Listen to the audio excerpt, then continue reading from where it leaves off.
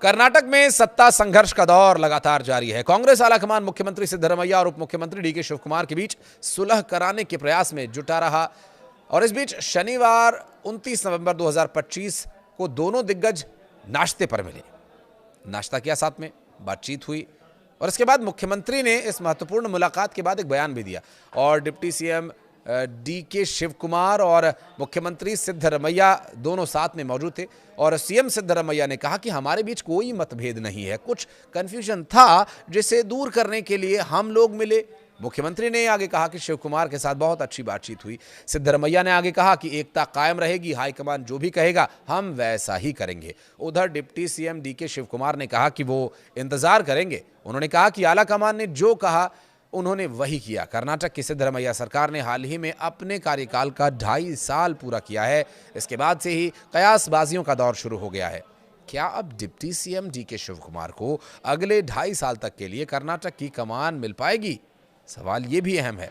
जानने की कोशिश करेंगे कि आखिर ऐसा हो सकेगा, परिस्थितियां क्या हैं। दरअसल डीके शिवकुमार ने कहा, आपके सहयोग से हमने राज्य में कांग्रेस की सरकार बनाई है।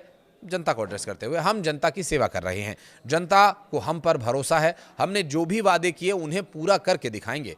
सिद्धरमैया विजन और लीडरशिप में सरकार बनी है। 8 दिसंबर को विधानसभा का सत्र भी है और उसमें विपक्ष का सामना कैसे करना है, हमने इस पर रणनीति बनाने के संबंध में भी चर्चा की। हम विपक्ष को अपना नया रूप दिखाएंगे। नेतृत्व को लेकर जो भी हाईकमान ने कहा हमने वही किया, आगे भी वही करेंगे। डीके शिवकुमार ने कहा कि हम हमेशा पार्टी के वफादार सिपाही हैं। देश भर में कांग्रेस की स्थिति मुश्किल है, लेकिन कर्नाटक में अहम भूमिका निभाई जाएगी।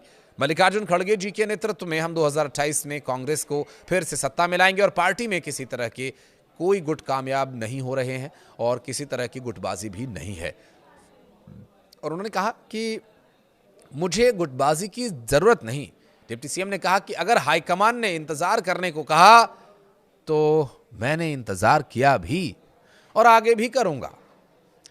और इस बयान पर मुझे साहिल लुधियाना का लिखा हुआ एक गीत याद आता है, फिल्म बहू और बेगम से जो आया था कि हम इंतजार करेंगे तेरा कयामत तक और खुदा करे कि कयामत हो और तू आए। मुख्यमंत्री की कुर्सी का कुछ यही हाल हो गया कर्नाटक में।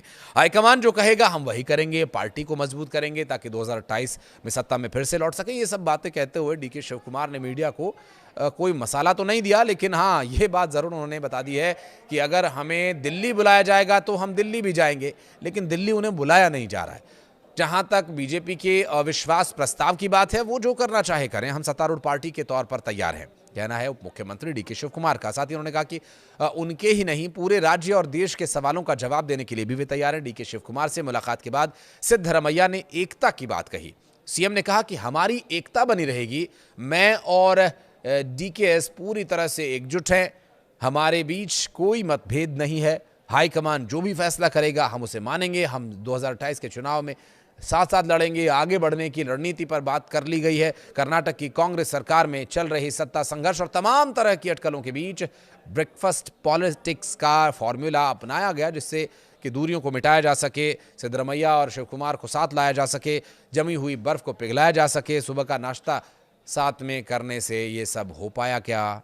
एक अहम सवाल है। सिद्धरमैया ने इसकी पुष्टि भी की है कि सीएम सिद्धरमैया ने बताया कि शिवकुमार से नाश्ते पर छोटी सी मुलाकात हुई, कर्नाटक राज्य की प्राथमिकताओं पर चर्चा हुई। डीके शिवकुमार ने एक एक्स हैंडल पर पोस्ट भी किया और बातचीत के बारे में उन्होंने कहा कि सार्थक बातचीत हुई है। कर्नाटक के उप मुख्यमंत्री डीके शिवकुमार नेतृत्व के मुद्दे पर गतिरोध को दूर करने के उद्देश्य से ये मुलाकात बुलाई गई थी और सिद्धरमैया का दावा यह है कि उन्हें पूरे 5 साल के लिए मुख्यमंत्री बने रहने का जनादेश मिला, जबकि शिवकुमार ने संकेत दिया कि उनसे किया गया वादा अभी पूरा नहीं किया गया। और वादा क्या था?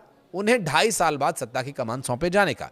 नेतृत्व परिवर्तन का मुद्दा पिछले 2 महीनों से जारी है, लेकिन 20 नवंबर को कांग्रेस सरकार के 2.5 साल पूरे होने के बाद ये और तेज हो गया। कांग्रेस आलाकमान ने शुक्रवार को मामले में हस्तक्षेप किया और दोनों नेताओं के बीच बातचीत के मुद्दे को सुलझाने के लिए कहा गया था। इसके बाद शुक्रवार को सिद्धरमैया ने नाश्ते पर मिलने के लिए आमंत्रण दिया। मुख्यमंत्री आवास पर जाने से पहले शिवकुमार ने कोई टिप्पणी करने से इनकार किया और कहा था कि सिद्धरमैया के आवास से निकलने के बाद ही वो कुछ कह पाएंगे, लेकिन कुछ वैसा हो न सका जैसा वो शायद उम्मीद कर रहे थे।